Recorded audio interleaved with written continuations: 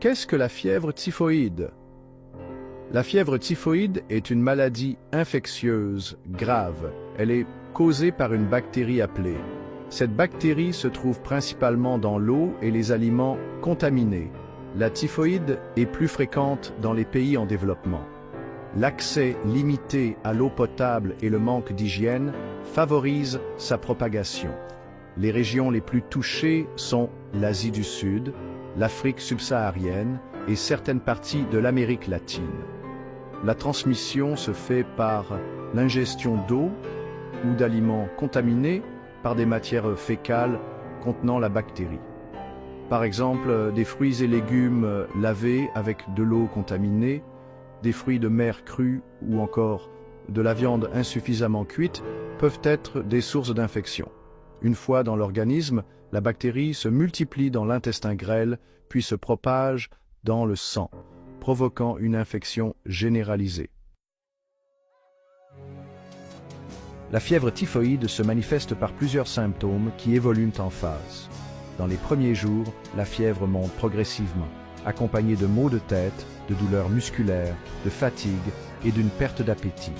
Au fur et à mesure que la maladie progresse, la fièvre devient élevée et continue, atteignant 40 degrés Celsius. D'autres symptômes apparaissent: douleurs abdominales, constipation ou diarrhée, toux sèche, saignement du nez, confusion mentale.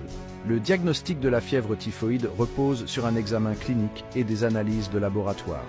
Le médecin recherchera la présence de la bactérie dans le sang, les selles ou l'urine du patient. Les tests les plus couramment utilisés sont l'hémoculture, qui permet de détecter la bactérie dans le sang, la coproculture, qui analyse des selles pour identifier la bactérie, et les tests sérologiques, qui recherchent la présence d'anticorps spécifiques à la bactérie dans le sang.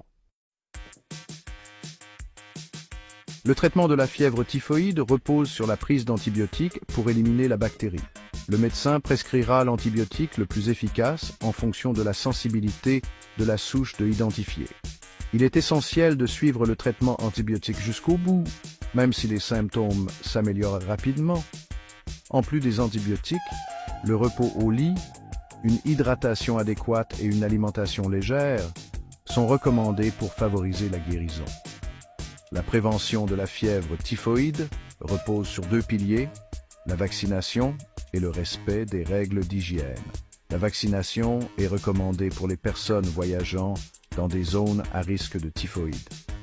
Il existe deux types de vaccins, un vaccin injectable et un vaccin oral.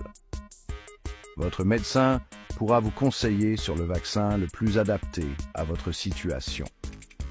Le respect des règles d'hygiène est crucial pour éviter la contamination par la bactérie.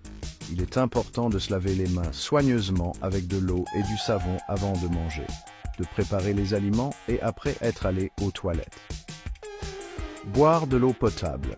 Si vous avez un doute sur la qualité de l'eau, faites-la bouillir ou utilisez une solution de purification de l'eau. Consommez des aliments cuits à point.